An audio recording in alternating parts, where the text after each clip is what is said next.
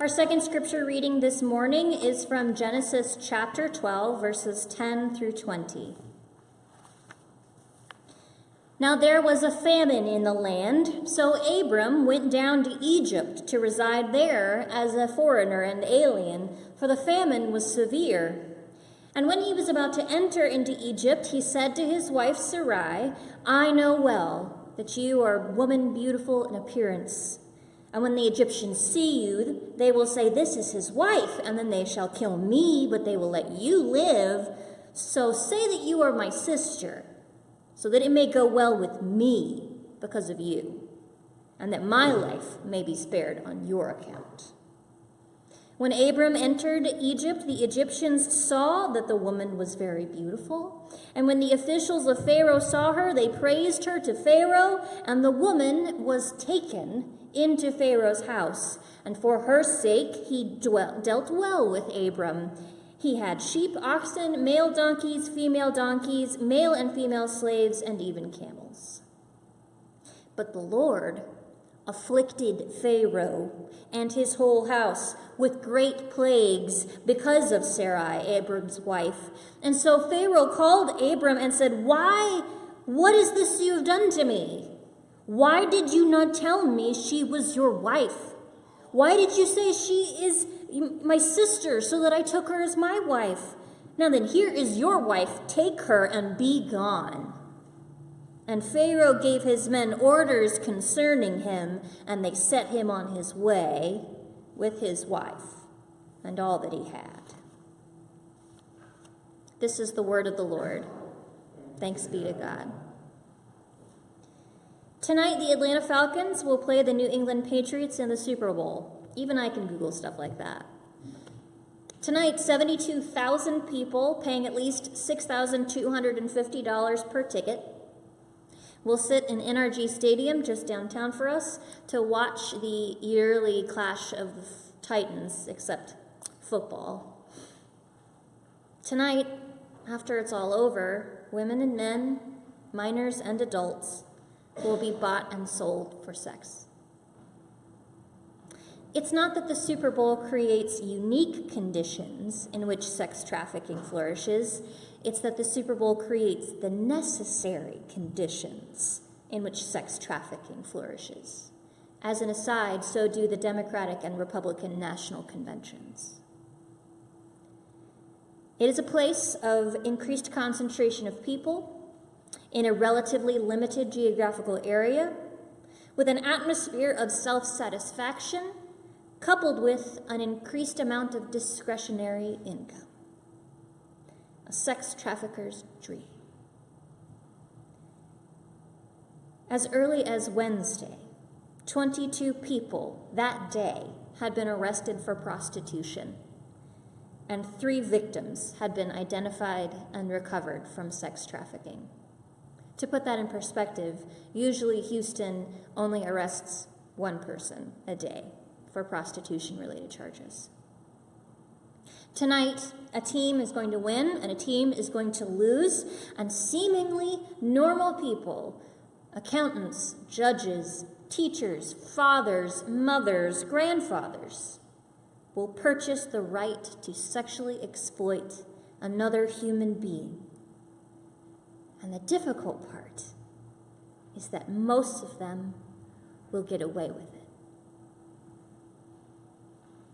Our scripture this morning is actually a story of human trafficking. It has a happier ending than that story usually ends, but it is still a story of humans being bought and sold. It's a strange aspect of our faith that we venerate scripture so much we try to overlook the flaws of our main characters. When I was younger, I heard about how David slew Goliath, but I heard nothing about how David raped Bathsheba and then murdered her husband so he could get away with it. I grew up and I heard the story of Samson and how he sacrificed his life to kill the Philistines, but I didn't hear the stories about how he was a liar and a trickster and the only redeeming thing about his life was his death. And Abraham, well, I always heard that Abraham was the one who courageously followed God into strange lands. We certainly didn't spend any time on the story about how he sold his wife to save his own skin. I mean, what do you do with that? The fact that the father of Judaism, Christianity, and Islam could honestly be called a human trafficker. Certainly, this is not a story of kids grow up to be like Abraham. If anything, it's a story that reminds us that the people who follow God do not always make the right choices, and in fact, the call to belong to God is the call to be like God. And God is never the exploiter. God is always the one who redeems. And God being the one who redeems means God is not amused by the way we abuse each other. Houston is one of the major hubs in the United States for human trafficking, and a large part of that is just geography.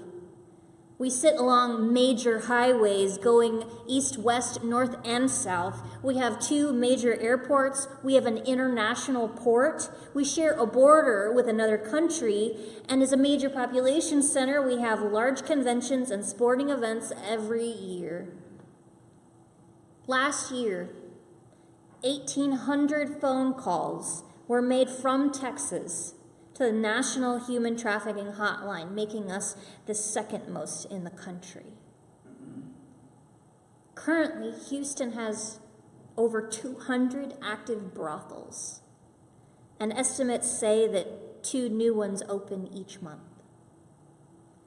To put that in perspective for you, last year authorities shut down a brothel, Las Palmas, which had brought in for its owner $12.5 million worth of money. $12.5 million made by exploiting women, mostly who had been kidnapped and trafficked from Mexico, including minors who were rented out for $500 an hour. You don't have to look very far to see what naked evil is. You don't have to look very far to see how callously humans can treat one another and how we have the capacity to treat children of God as commodities. This scripture is really hard for me. Abraham is going to be the father of nations, but apparently is not a very good person.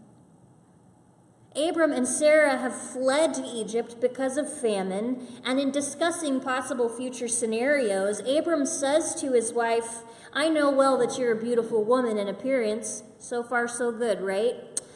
And when the Egyptians see you, they will say this is his wife, and then they shall kill me, but they will let you live." Somehow this is Sarah's fault, apparently. "Say that you are my sister, so that it may go well with me because of you, and that my life may be spared on your account." Sucks to be Sarah, I guess. Can you believe that? Just earlier, like 6 verses earlier in chapter 12, God has made it clear that it is through Sarah and Abraham that a nation is going to be born. A covenant has been made, and Abram seems unwilling or unable to actually trust God with that future. Rather than pray about what they feel as a tense crossing of a border, rather than consider about how he can protect his wife from the Egyptians, he considers how to use her to protect himself. His selfishness puts the covenant of God and the future of the people of Israel in danger. And all so he can have sheep, oxen, donkeys, and camels, and his own slaves. Painfully, he will do this again in chapter 20. This time with King Abimelech, but for the same reason. It's pretty difficult to see a story of a hero of faith trade his wife as a commodity. But thankfully, someone gets angry in this story, and it's the person who matters most. God gets angry, and he brings ruin upon the person who would buy another human being. These stories can feel really far away from us, right? Like, oh, they're terrible, don't be like that. Because, I'm not purchasing sex trafficking victims in my daily life. I'm not employing humans trafficked in my business for labor trafficking. But in truth, we actually all are probably participating in systems that keep human trafficking alive. Many people don't realize that the cheaper the clothes you buy, the more likely those clothing items are made by individuals in forced labor. Or that the jewelry we wear may come from gold mined from trafficked laborers. The electronic components in our phones and our electronic devices are often traced back to conflict-ridden areas where children and adults are forced to labor and endure sexual servitude. Many cheap sources of fish and shrimp, the shrimp in Walmart especially, is caught by adults and children in Southeast Asia and West Africa who are deprived of wages and food and water and shelter.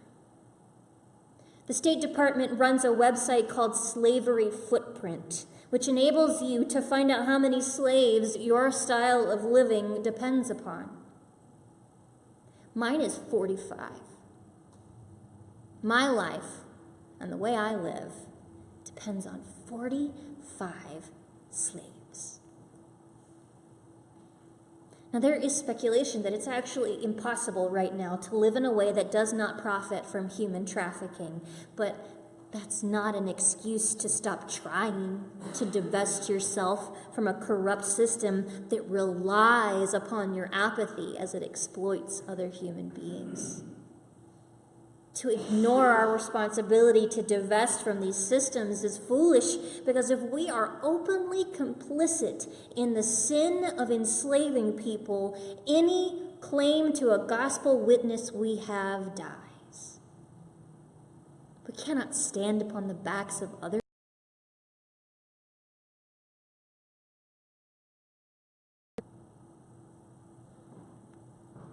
We can't do that.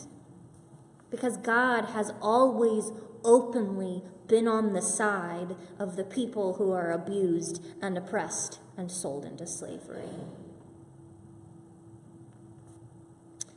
However much human trafficking is a problem here, and it's a big problem, I don't want you to think that no one's doing anything about it. In Houston alone, there are thousands of people working against it. Elijah Rising, Freedom Place, Free Our City, Free the Captives, Houston Rescue and Restore Coalition, Love 146, and the Mission Centers of Houston are just a few of the organizations which focus solely on providing for traffic victims and for prosecuting those who would traffic them. In fact, just over here on 11th, there's a coffee shop called A Second Cup, and it donates a substantial portion of its profits to end human trafficking. You can buy a latte. You could just buy a latte, and you're contributing in a small way to justice. Many of these organizations are explicitly Christian, and that's because they see it as a calling from God, actually in a fulfillment of that gospel we read earlier, where Jesus says, "I have come to bring sight to the blind and to set captives free and to release the oppressed." Rather than turn a blind eye to the suffering of adults and minors caught in this giant, evil, billion-dollar web, there are so many people in our city who are active agents of what God is going to do for the sake of the oppressed. God's judgment is swift. And it's swift in our story. When Sarah is sold off, the men who purchased Sarah are struck down by plagues. But the Lord afflicted Pharaoh and his house with great plagues because of Sarai, and Pharaoh called Abram and said, "Why have you done this to me? Why didn't you just tell me she was your wife?" Now, it's no coincidence that there are thematic echoes here in this story and in chapter 20 that remind us of other stories in Israel's history. In Exodus, the people of God will be enslaved by a Pharaoh, and God will bring plagues on that Pharaoh until they go free. In the stories of the exile, in return, God is faithful to restore his people home despite the evil compromises that their leaders have made that led to their exile. Over and over and over again in the scripture, we learn that God sees the people who are exploited. God hates the people who do the exploiting, and God comes to the side of those who are held captive every single time.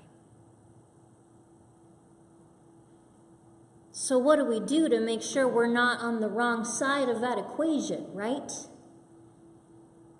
How can we reject what Abraham does here? How can we reject this impulse to save our own skin by profiting on the misery of other human beings? How can we be more like God, who shows up for the captive and the exploited? And the answer in that depends on how much you're willing to do or how much energy you've got, I guess. You could just simply donate money to local organizations that combat sex and labor trafficking, and that would be a great and substantial good. The city of Houston actually provides guidelines for evaluating whether the massage parlor or nail salon that you are going to is actually a site of human trafficking. If you see a nail salon and the prices are much cheaper than everywhere else, it's probably because the people there are being trafficked. Some places like Elijah Rising actually will train you to do what's called an intervention, where you participate with groups at night out on the streets, actually going out and helping to recover women who have been trafficked. You can download an app on your smartphone called Free World that gives you a platform to advocate for the divestment from trafficking and forced labor that most companies use in secret. You can start researching the supply chain of the organizations and the companies you purchase from and commit to only buying from ethical ones. You can call your elected officials and you can demand that they support and finance laws and strategies that will combat human trafficking. You can pray without ceasing. You can strip from your language words that would denigrate or blame trafficking victims for their own exploitation. The point here I'm making is you can do something. You can tangibly be on the side of God, and you can be on the side of all the Sarahs of the world whose lives are compromised by those who would make money off them. You can reject this pervasive myth that the problem is too big to tackle. It's the parable of the elephant. You obviously can't eat the whole thing, so you just start with small bites. Please don't eat elephants. In real life, they're endangered. Abram thinks only about himself, about his needs, about his safety. And when he does that, he risks the future of the people of God. But God is not going to be thwarted. God is not going to ignore the cries of his people, the cries of those beloved children in captivity. And it is my prayer that you will reject Abraham in this story. That you would say, never him, never again. That you would take up instead the mantle of Jesus Christ and be like the one who sets others free, who does not shame them. That you would examine how you in your daily life can best support those who are already out in the battle against darkness. That you would remember the world is hurting, and that is not a sign for you to retreat. You have been called to enter into the pain so that you can bring the good news of God's love for the people who need it most. Right now,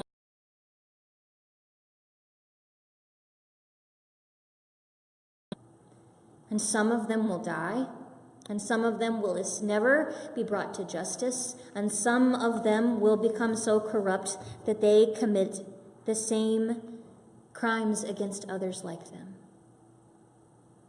But not all. Not if you stand up and you say no more.